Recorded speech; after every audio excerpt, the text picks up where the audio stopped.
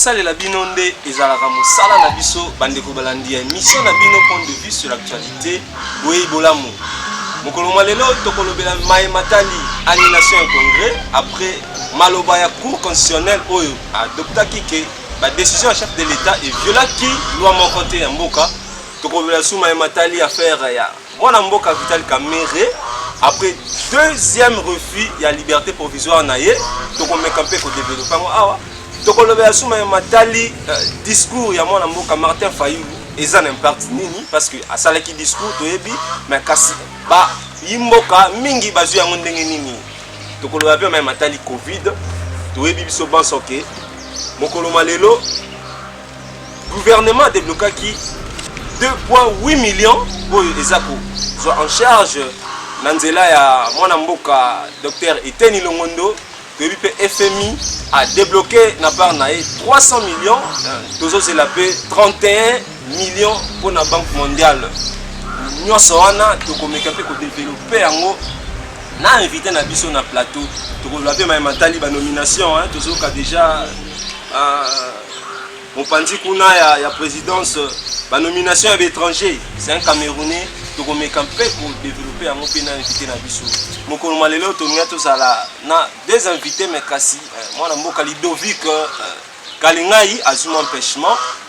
toko sala makambo lelo toko lobela elongo kaka na mwana mboka Capresse Kiwaka oya nouvel élan mbote mwana mboka Capresse ndeko mbote mingi merci na ndenge obenga lisusu na émission na bino awa na plateau na bino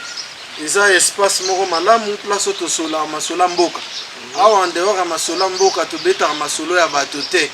po bakongomani bazaka na posa bayoka masola mboka bazaka na baona posa bayoka te masola kingandi asali boye intel asali boye te to se bazaka nde na politique générale oyo kamba mboka eyo yebi biso toza bana nouvelle élan eza parti oyo kamba mande na mokonzi nango aza moto ya makanisi ya yebisaka biso bobeta masolo ya mboka bobeta masolo ya bato te yango wana ezali l'un des éléments où ils ont constitué force et à partir de biso c'est la tête les idées discussion il y a politique générale yamboka donc merci beaucoup nayo nouvel élan ils a bien ils ont se porté bien nouvel élan ils ont se porté très bien yo moko yebi yango nouvel élan ils a jeune parti en âge mais ils a mukolo na makanisi comment ça po mukolo nango déjà ye moko azaka mukolo déjà na makanisi aza moto awutaki esika ya makanisi kuganda na ebisa o lelo batebele baye barate mwana mboka Adolphe Muzito ya kota politique banda 1984 oye azalaki militant palu wana ba fofu ya o azalaki militant palu akota palu banda 1984 oui. Donc akota ki place ya makanisi et a évolué ki kuna et lelo politique na oyazo me biso na kati ya parti na eza ya makanisi oui. Discussion ya mboka ya bato te. Merci beaucoup makambo ya mwana mboka Adolphe tokobeta parce que déjà faux fouillant mais motune ezali wana pona la kisageza faux fouillant parce que agera mboka pendant 4 ans na mwana mboka Jacques Kabila tobeta lisolo ya annulation en congrès tomonaki sortie médiatique ya mwana mboka Letita Mwamba oyo ezalaki eningisaki mboka sortie moko oyo bato misusu bakalifiaki yango ke eza complot pour na coup d'état constitutionnel et puis bato misusu balobaki ke eza na nzela ya normal ya cour constitutionnel mais kasi après koloba ya cour constitutionnel oyo a démontraki que décision à chef de l'état ezalaki malamu tomonaki réunion esalemalaki na lombango na télé et puis après réunion on a tomonaki ba déclaration maman Janine Mabunda alobaki to bosana pour combattre coronavirus bon on a évité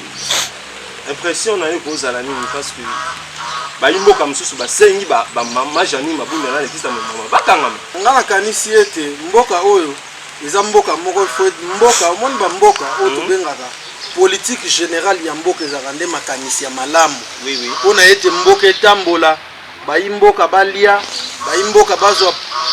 nini soins médicaux ya malamu po babenga une bonne prise en charge médicale santé pour tous batanga bazala sécuriser bazala na kimia mboka etambolaka nde na bonsomi bongo soki bomoni bato ya politike bazoswana biso toyebisaka bino ke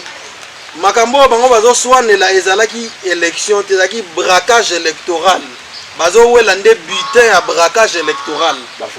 bazoswana koswana na bango kuna biso tokota na koswana wana te biso tokota na koswana wana te pamba te tolobi ete soki réellement maponami elekaki na ndenge ya bosolo tolingaki tobanda kovivre bitumba na bango te so babundi baswani après bake basengani pardon nde balobaka le linge sale se lave en famille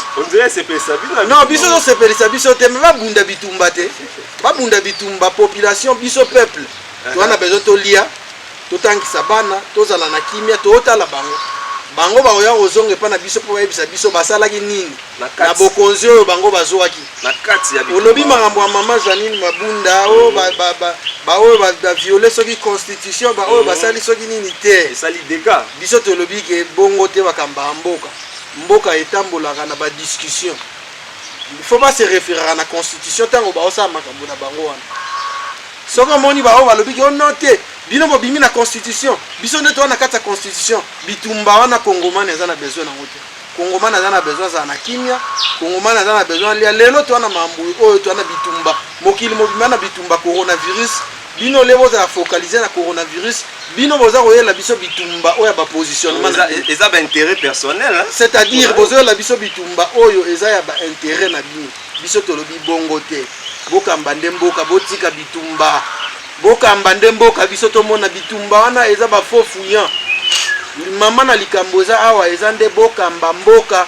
peuple congomani azozela résultat positive résultat ya malamu oyo kozala satisfaisant bitumba wana ezobénéficie na nani ndeko caprice nzela nakoba ndeko oyo tunenga motuna na yo eza molai mingi olandisama na makambo ono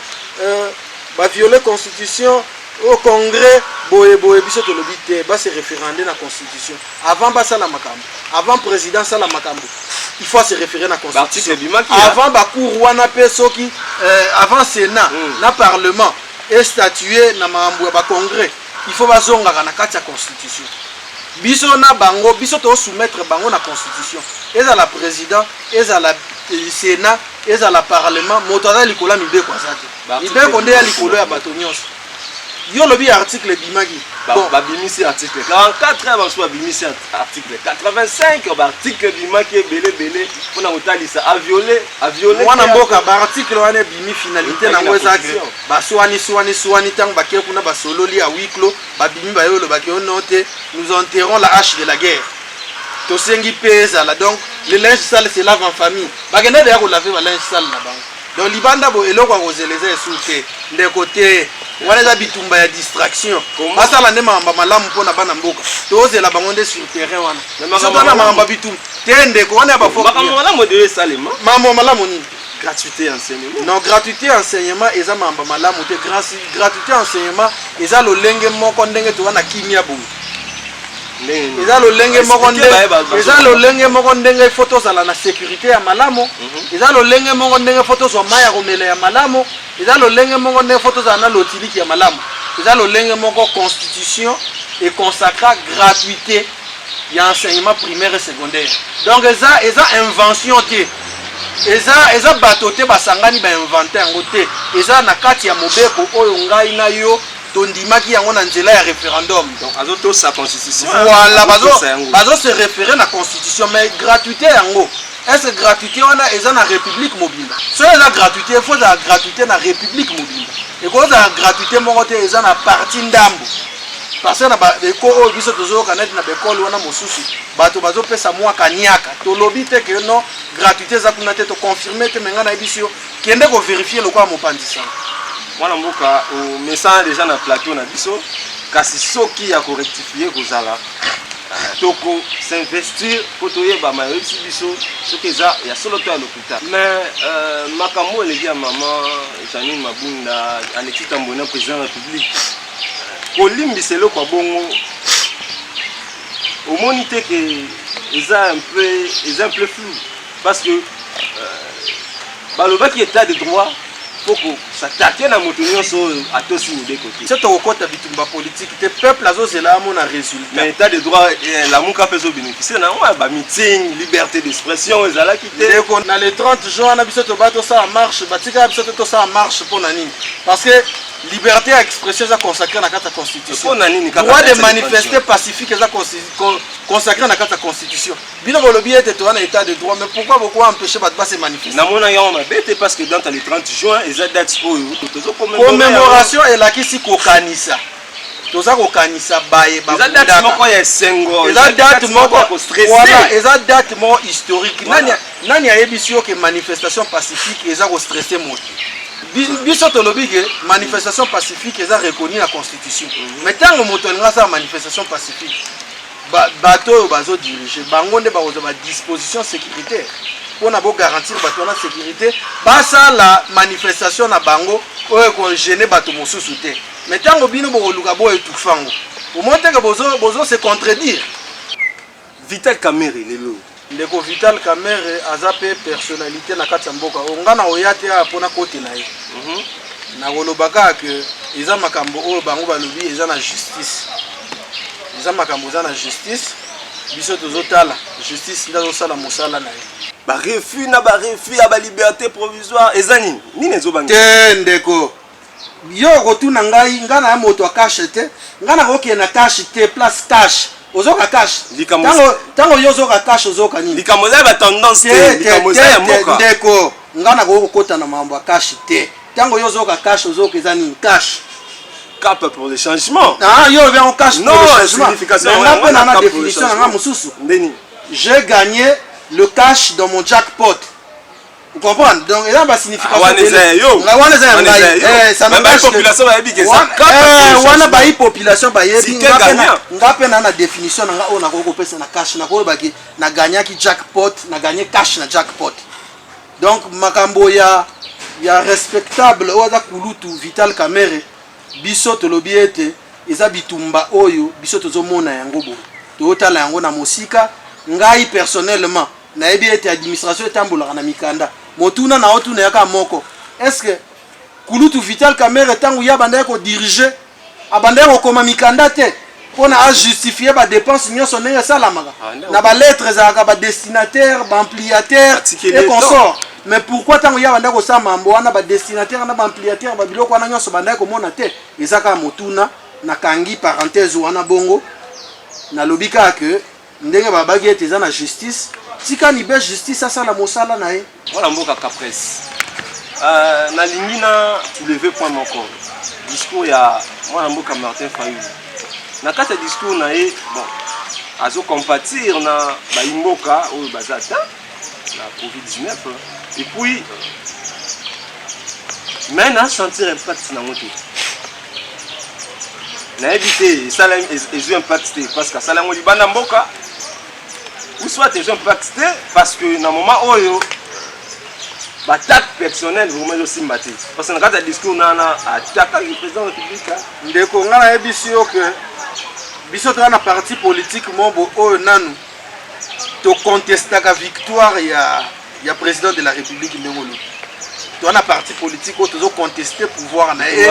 contestation non ndeko contestation eza droit pe ya moto bien sûr voilà contestation eza droit ya moto biso toza na elle oyo tozo contester pouvoir wana yo kolobake mokonzi Martin Fayulu asali mbela discours na ye yana moto oyo aza na communion directe na peuple mais aza musika na édition aza na communion directe na peuple parce que eza yende moto oyo peuple aponaki ngana aza kokamwa moto oyo peuple aponaki na moment oyo na monde entier ba leader nyonso oyo balobaka vanda chez bino lingala bakinoa ba leader nyonso baza longo na ba population na bango chez bango ndeko yo yebi ke nzela peuple ko matate nzela machine ko sala te yake ndaka mobembo akendaka mobembo uta kala kobanda ete bamboka nyonso ya mikili ya mipaya na oya biso awa bazwa ndingisa ete bapepo esala te makambo nyonso evanda mpona coronavirus ye aza moto ya lokumu aza anarchiste te tango balobi ke pepo kosala te ya okende te aloba bopesanga pepo nazonga te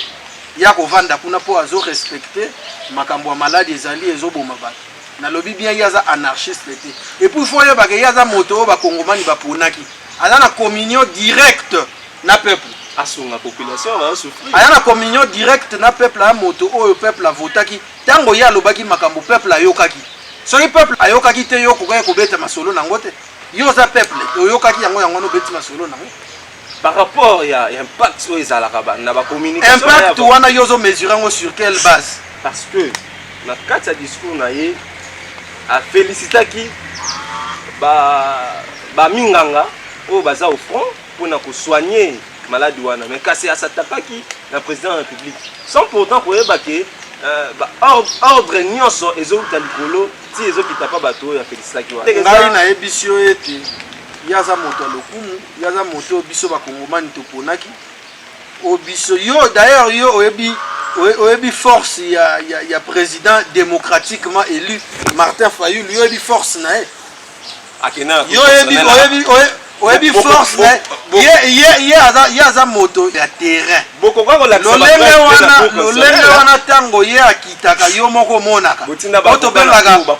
tobengaka putulu emata makala etikala non papa so olobi ke bapreuve ezalaki te makambo wana oyo ya bapreuve ezalaki te to bapreuve ezalaki yo oyebi ndenge makambo efonctionnaka na mboka oyo oza mopaya te yo oyebi ndenge makambo efonctionnaka depuis 1960 toyoka na bahistoire biso toyoka kobotama après wana après ti lelo tozomona nde mambo ezokende tozocomprendre nous savons lire A c'est A, B c'est B toyebi osala lecture na temps réel oyebaki oyo eza bosolo oyo eza lokuta toyebi kosala lecture na temps réel oyebaki mokonzi ya mboka biso toponaki obe yeyo songolo oyo mpe pakala biso toponaki te topakala nde toponaki songolo toponaki te toyebi kosala balecture wana nyonso oyo kaka mpo Martin Fayulu azalaki mieux voté na capitale yango wana epusaki bino bocroire ke ndeko na ngai tika kosala hypocrisie d'ailleurs nanu tozongi na mambo reto ya président démocratiquement élu président Martin Fayulu so tosali rétropédalage nakoyebisa yo ete est-ce que place nini oyo balobaki ke seni il faut asala publication ya barésultat électoral par rapport à baclé USB consort eza ba technologie ya sika non eza ba technologie ya machine à voter eza ba technologie ya sika nyonso ba sepela eza ba technologie ya sika oyo ezaki prévu te oyo ezaki prévu te yango bango batiaki en pratique nga azalaki témoin oui nazalaki témoin mpona azalaki na coordonnaki cellule ya batémoin ya parti na ngai tomonaki ndenge élection fonctionnaki biso toza na bureau de vote na Lemba compilation nano esili te mais ba annoncé que après 2 jours ba ça publication il y a ba résultat il y a élection ba nga ça lango en fonction de quoi parce que compilation ici la guité ba nga ça qui en fonction de quoi ndeko tika masolo aneza masolo oyo kisa mboka na biso soni bino bosa fierté mboka lelo la muka lelo effectivement to ça la fierté mboka tala position à la muka lelo tala bato babengaki bato ya cash tala bato ya lamuka banani baza bato ya bonsomi pe ya dignité yo moni te ke bosangani ya cash wana na FCC eza lokola yo zwi mafuta ya mbila osangisi yango na pétrole mais la constitution ne moto imposé nga na boya yango te tango yo osangisa mafuta mbila na pétrole yo kolia yango basangisanga nde fufu na masango na mai olambi fufu olei nomination ya étranger parce que tobenga ngobongo na cabinet ya président de la République tomoni ba nomination ekomi ko salema wana eza penza malamu mingi te mwana mboka ka presse na osenga kaka eloko moko na yebisa bango batala intelligence interne bafaille eza makasi batala bafaille ba défaillance wana eza bango bakenda ni be na potopoto wana biso to wana nzela wana te biso to wana nzela ya bonsomi peuple ne souffrir mwana mboka peuple tango ko souffrir peuple tango zo souffrir tango mikoleko ya to kende na maponami peuple ayebi ndenge nini akoboma bato wana nyonso politiquement biso to yebi ndenge nini to ko orienter peuple pona aboma bango politiquement uzolanda na lobby na yo ke ba nomination ya ba étranger biso to osenga bango batala intelligence interne na kati ya Congo ba intelligence ezangi te Tout le monde qui bat bonsomi le professeur Luzo Lobambi pour ne citer que lui. Oui. Nazuka échantillon à motonette Luzo Lobambi. Aza moto bonsomi. Oui. Bata bonsomi bata ebele ongai na batango mosupe na yebi bakombo na bango te bayebani. Nazuka échantillon na ye na pesi exemple na ye. Azaki conseiller à président Kabila en matière il y a blanchissement d'argent et de capitaux. Oui, tout le monde a une interpellation il y a un autre senga bango batala ba intelligence interne ezali. Soye bozo kendo zo bato a libanda. Et bango bato oyo bango bazarana bango na kati ba parti politique na bango. Mosala na bango ni. Na IDPS spécial. Bango baza bato bonsomi te.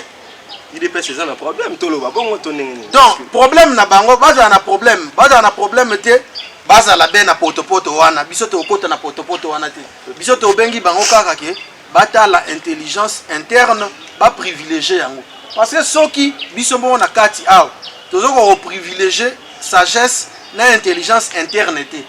mopaya nini akwa privilégier yango yo ozokende kozwa moto oyo akoko lamba fufu libanda ya ndako na yo c'est un Camerounais tango oyo yo ozana bana na kati ya ndako na yo bayebi kolamba fufu yo ko benga mutu libanda ya kolambela nga fufu alors que na kati ya ndako na yo bana bakoko kolamba fufu bazali bana ngo soki baboko eleki milai wana eza potopoto ya ndako bazala de bongo kokende kozwa mopaya aya kolambela yo fufu na ndako tango yo na mwana na kati ya ndako aboye lambela fufu ngai ti siko nazo comprendre formule wana te natala mingi film mobo film Astérix et Obélix so tali yango oyeba mambo belé omona druide mo azaki na banda obenge partutatis bakanga ye pa ba golwa ba mema bango na zamba basa ba bilo mo bono alambela bango portion magique na ba golwa alambela bango portion magique ba bosani ke portion magique eza na bato ba bota maratanga bota mi akwea na kati ya nzungu portion magique Obélix bolambi portion magique bomeli mais dans la moto moko amela yango déjà tabino bomeli ye akobeta bino kaka Obélix donc wana na pesi kaka moi symbolique moi exemple les à titre d'exemple pour mona donc il faut privilégier la sagesse et l'intelligence interne est-ce que yebi que même na mamba coronavirus awa eza na bato mosusu ba médecin mosusu o bango balobi ke biso tozui kisi ya coronavirus to wana ba protocole wana oui tozana ba formule o toko ko pesa ko sunga peuple mais bazo yoka bango te mais muyemba za wana déjà le docteur non mais hier azo chapeauter cellule technique na yebi docteur Muyemba za moto bonsomi oui longo nya mingi na yepo asala ba preuve na ye na makambo ya Ebola mais na makambo o ya coronavirus na monde ya recherche na monde scientifique na monde ya boyebi eza na moto moko tazaka likolo ya bato nyonso te wana seke fozala ozala Platon ozala Lénine ozala ba grand wana tobenga bango ce sont des grands esprits ba très grands esprits o basala que makambo o bango basala oui eza na moto moko ta ko longola ngo yo so mona moto alongola 1 + 1 apesi yango comme 3 1 + 1 merci donc pour na koloba ete ba privilégier sagesse na intelligence interne et puis ba yoka bana mboka ngana na jeune médecin nga moko na yebi permettre ngana tanga komone akomona David Ladi abengi ngana nzela singa abisinga kulutu nazui protocole oyo ko sunga pona mamba bokono ya coronavirus na tamboli beba oyo yambanga te na inerbe na baso yamba ote pona nini ono na tsali ba démarche na tamboli na moni ba oyo yambanga te na sala nini na bilokola bazo yamba ote forcer kaka tango mosusu ba yamba abi nazana protocole oyo ko bikisa bokono wana mais moto moko azoyo kazati donc tupesi bango chance lokola bango bamoni ete bango nde bana sommet ya kobunda bitumba ana babunda biso bakongomani totala. Merci beaucoup mwana mboka ka presse kiwaka topesi bino pe bozolanda biso merci beaucoup de partout topesi pe merci beaucoup na équipe technique na DG ya chaîne na biso place tolekaka na intégralité nyonso Francis Izu caméraman na biso topesi mbote Jacques Lubula topesi bino nyonso mbote designer na biso so bomo na plateau kitoko boye eza grâce ya Swinga Sosten to zonga na ma solo na biso mwana mboka ka presse kiwaka coronavirus oyo lelo to comme na plus de 300 cas plus de 300 cas tout le monde a qui depuis gouvernement a lobby qui Kobanda Mokolo ya lundi 20 avril port ya masque comme obligatoire. Disons que par rapport au coronavirus, le temps est très dangereux. Oui, oui. L'air est grave. Déjà comme on a tokomi na pic il y a 300 et quelques cas, n'a pas décès, n'a pas guéri, n'a pas en bonne évolution. Oui, oui. Sur le plan sanitaire. Et ça déjà situation très critique et criant. Tokosenga ba Kongomani bazala souple. Ba Kongomani bazala na bokebi. Ba Kongomani ba renforcer ba mesures d'hygiène. Oui. Déjà ozomona na bamboka lokola Russie. Tango bayoki kaka bazwi ba mesure. Biso awo komaki il fallait bazela nanu bokonwe kota. Bokonwe koti et ça croître et se multiplier et panzani et tamboli tokomoya oluka tozo ba mesure o na kobenga, excusez-moi pour le terme, à la va-vite. Mais ce qui n'était pas intéressant. Oui. Dès au départ, celui qui est Bokono Ezali, Bokono Eko Ezali, il fallait tozo ba mesure, il y a précaution. Voilà. Il fallait tozo ba mesure prophylactique. Oui. Déjà tu ba été Bokono Eyali et Kota Kaka. Parce que si on dit bamboka lokola ba États-Unis, bamboka lokola ba Italie, bamboka lokola ba Espagne, bamboka lokola ba Belgique, ba France, Bokono wana eche bango à genoux. Malgré ba grandeur na bango sur le plan infrastructure sanitaire, baza à genoux. Et bongo biso ba oyo. Donc gouvernement. So oké na mama emo zara lokola ezalaka te, so oké na clinique ezara lokola ezalaka te, doto e barate to sala nzambe nini. Clinique jusque là docteur était nia. To ye barate ba installer to sala nzambe nini. Matériel pour na. Lelo oyebi ete balobi jusque là rien du tout. Ndeko lelo oyebi ete babike to oké na déconfinement progressif. Oui. Ya Gombe. Est-ce que confinement ou non basala ki ya liboso biso to tuni bango et produire nini? Point d'interrogation. C'est là la plus grande question. Confinement ya liboso et produire nini? Et talana nous ka confinement ya Gombe, ça créé de la peine. On a maîtriser la situation. Oui. Et bon, autant que Balabaki que bazwa mesure na bango on a qualifié que impopulaire. Balabaki ba séquestré. Bacha biso nyonso na kasho na Kinshasa. Mesure wana elgoza la ndenge nini na mokolo mwa lelo. Ngana ebisio ete na Brazzaville, oyebi na Brazzaville eloko ni salami. Ouais. Bache bato na confinement et puis couvre-feu. Mais ba autorité brazzavilloise bazoka moso balamuki na tongo ba okuta ba magasin nyonso epanzani. Comment ça? Yo okozwa otindi policier akende ko sécuriser bato ba bimate ba tambola te ye moko azana no mal payé mwasi na yena ndako obenga ya webise ke toane loka kolia te nini boya. Point d'interrogation. Problème au sous goya. Donc coronavirus eye pona e zongisa ba dirigeants africains particulièrement ya Congo sur le droit chemin. Eye pona elakisa bango ete tango bino bozana bokonzi boko kambande peuple. Parce que soki peuple azate bakonzi bako exister te. Soki bakonzi bazate peuple a coexisté te. Ça marche concomitamment les deux corps. Il y a le gouvernant et le gouverné. Vice versa, ainsi de suite. Mais maintenant, tango bino ba peuple ba ko pesa bino pouvoir. Parce que biso na nouvelle élan oyo ya leader na biso le visionnaire Adolphe Muzito oto benga crâne d'acier. Biso to considérer peuple lokola alpha et oméga na kati ya démocratie. C'est-à-dire biso to yaka ko luka mosala et pas ya peuple. Tango peuple apesi yo mosala en retour yo fozong sele makambo malamu. Yo soki ozwi bokonzi ya peuple pona obanda ko torturer yeba ke peuple azala lokola océan. Soki océan etomboki tango bimaka ezala nde esala nde ba catastrophe na ba dégâts. Ça dévaste. Donc bokono coronavirus eye pona ezongisa ba imboka ba o bazokamba na droit chemin ba ete tango to na parcelle ya pouvoir ou bien responsabilité. Voilà. Tout ça la makambo malamu pour peuple à se retrouver. Les loyaux, confinement ça allait être une bonne mesure. Oui. préventive contre le coronavirus. Mais ils ont soubresaut pour en rater pour nani. Parce que bango moko bato bazakuna bako kamba. Ba ebete peuple ane loko a oliate. Na ba famille mususu ata mai oyo ya forage. Mai oyo ya forage. Ya provision baza na ngote. Na ba secteur mususu kutu mai bimarate. Donc bango mo ba ebeke confinement et aux ala confinement te moto ko boma bato. Aux ande nzala ko boma bato. Donc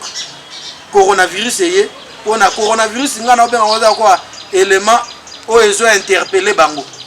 Élément moko ya makasi eye pour na interpeller bango. Tango bo na pouvoir bosala nde makambo ya malamu, bocha peuple na ba condition ya malamu, bozwa peuple, bocha na centre d'intérêt ya politique na bino. Boso bino boye na pouvoir ezanga botondisa be mabumu na bino. Yo mona bato ba na pouvoir bako raisonner sur na moto te.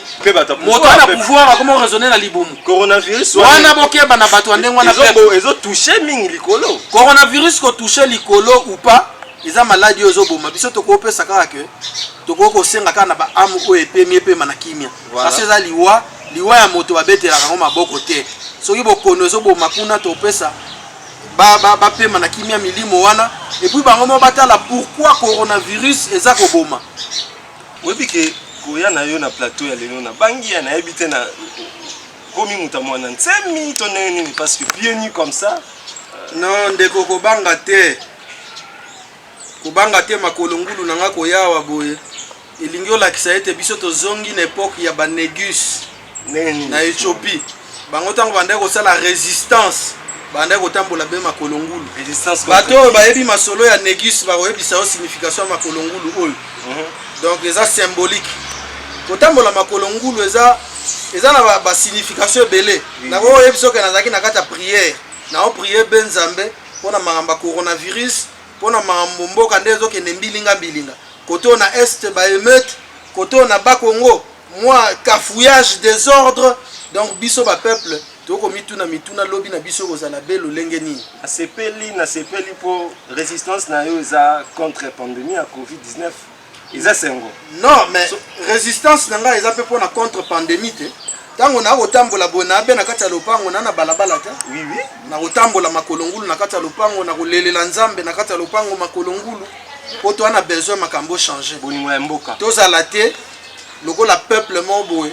aza na kati ya cage et bon aza na maître ne mo libanda atelemi totale te kosala likambo songolo te kosala boye te ngai nde monarque liboso ya bavaso te ndeko mboka ifo tambola malamu souci na biso eza bebe wana. Merci beaucoup mwana mboka Capresse Kiwaka ko lata ba masque eza malamu kasi mutuna tozomituna ezali ba masque yango to kozwi yango wapi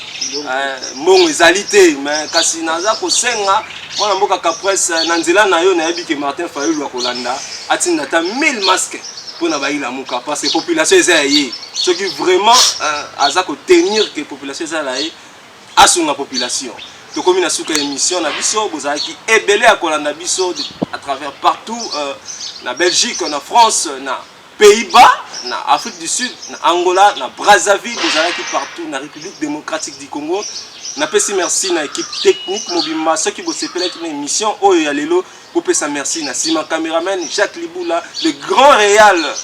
Francis Izou et puis na pesi mbote mingi esika zali na pesi mbote na designer na biso plateau swing pe na pesi bino mbote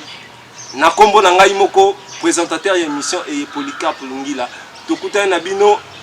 Mikolo Mikoya merci pe au revoir.